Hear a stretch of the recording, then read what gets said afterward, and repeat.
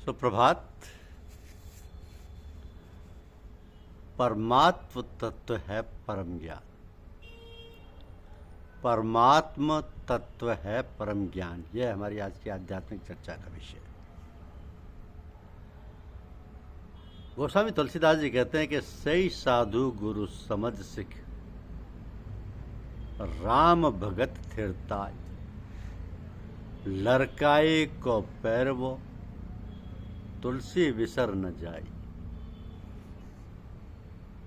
इसके मायने है कि सच्चे साधु और सदगुरु की सेवा करके उनसे परमात्म तत्व यानी ब्रह्म विद्या को समझो और सीख लो, तब परमात्मा की भक्ति स्थिर हो जाएगी। क्योंकि बचपन में सीखा हुआ तैरना फिर जीवन भर नहीं भूलता।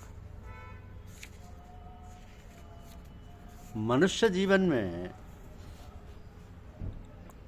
यदि कड़वापन आ गया तो जिंदगी का सारा मजा किरकिरा हो जाता है, और कड़वापन अहंकार को कहते हैं। तो अपने अहम के अलावा कड़वापन कुछ है ही नहीं। प्राय अहंकारी व्यक्ति कहता है चूंकि मैं सत्य बात कहता हूँ इसलिए मेरी बात सुनने में लोगों को अच्छी नहीं लगती, क्योंकि सत्य बात कड़वी लगती है। ये उस व्यक्ति का भ्रम है। सच में बड़ा मिठास होता है, सच बात में बड़ी मोहब्बत होती है। यदि मनुष्य के अंदर प्यार व मोहब्बत भरी है तो उसके मुख से कड़वापन वाली बात कभी निकलेगी ही नहीं। वास्तव में सत्य के मर्म को वह जानता ही नहीं। सच क्या है, जैसा आपने देखा है सुना है उसको उसी प्रकार बतला देना ही सच है। सच उस चीज़ का नाम है जिसके साथ में प्यार भरा हुआ रहता है। हर मनुष्य को प्यार भरी वाणी बोलनी चाहिए तथा प्यार भरा व्यवहार होना चाहिए। तो यदि आदर्शवाद के लिए, आध्यात्मिक कोमल भावनाओं के लिए अंतःकरण में कोई स्थान ना रहा तो उस स्थान से आशा नहीं की जा सकती कि महानता के उच्चतम गुण उसमें कभी विकसित हो सकते हैं। आंतरिक प्रेरणा से जो प्रेम, त्याग, संयम तथा श्रेष्ठता उत्पन्न हो सकती है वो किसी के दबाव या प्रभाव के कारण कदापि संभव नहीं।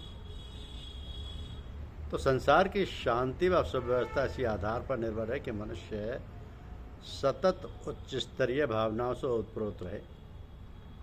ये भावनाएं भीतर से निकलती हैं, बाहर से नहीं थोपी जा सकती। अंतःकरण पर प्रभाव डालने वाली शक्ति श्रद्धा, विवेक, विश्वास में ही सन्निहित है। जब तक इन तत्वों को नहीं जगाया जाएगा तब तक उत्कृष्टता की अंतःप्रेरणा कहाँ जागृत हो सकती है। जब तक ये जागरण ना होगा तब तक मनुष्य अधोगामी प्रवृत्तियों से ऊंचा ना उठ सकेगा। तो मनुष्य की भावनाएं ही उसे ऊंचा उठाती हैं और नीचे गिराती हैं। मनुष्य के भाव क्षेत्र के परिष्कार के साथ जैसे जैसे उसका प्रसार विस्तार होता है, व्यक्ति के तदनुरूप परोपकार एवं सेवा सहयोग की प्रवृत्ति बढ़ती जाती है और वृत्ति की परिधि का विस्तार भी होता जाता है।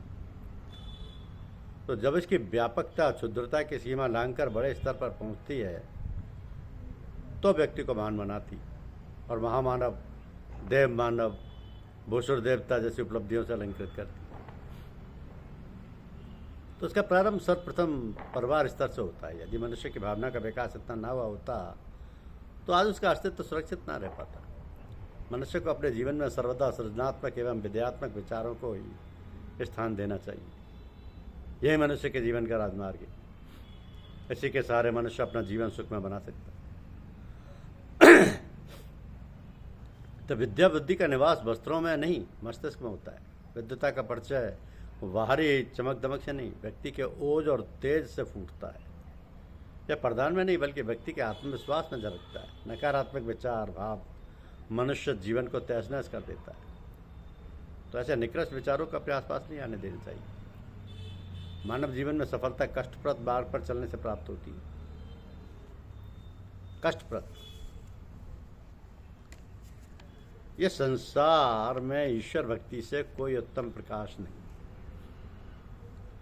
आत्मज्ञान सरीखा कोई तीर्थ नहीं, शंकर भगवान जैसा कोई बंधु नहीं और प्रभु सन्निकटता जैसा कोई सुख नहीं।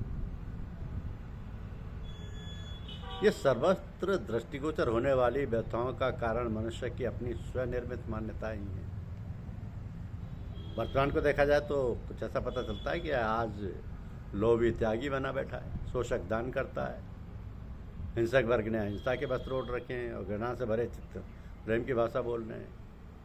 ये आत्मवंचना बहुत सुगम है। नाटकों में अभिनय कठिन नहीं होते। दुनिया के बाजार में अभिनय के सुंदर मुखौटे सदा से ही सस्ते दामों में बिकते हैं।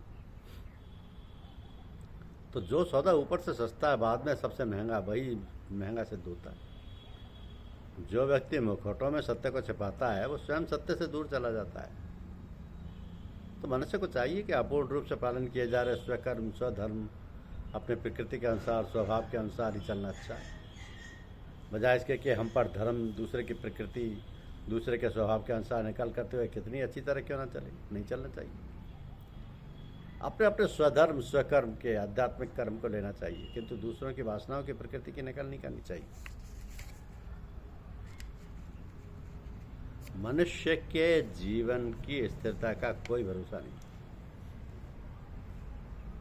इसलिए यही उचित है कि बगैर प्रतीक्षा किए हम श्रेष्ठ कार्य हमें अवलंब करना चाहिए।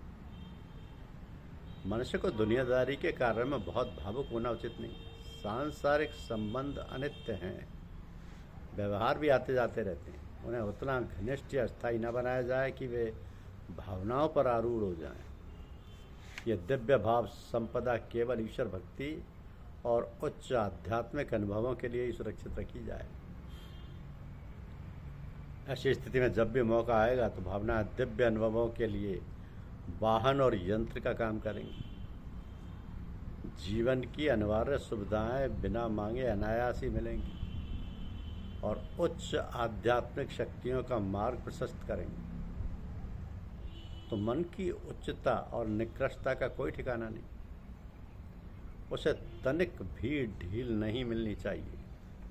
हर समय कड़ा अंकुश रखने से काम चलता है।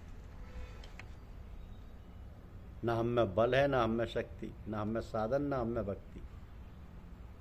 हम तो उसके दर के भिखारी हैं। वही दया करता, उसी की दया कृपा से आगे बढ़ती। धन्यवाद। यूट्यूब चैनल को लाइक और सब्सक्राइब अवश्य करें। शुक्रिया।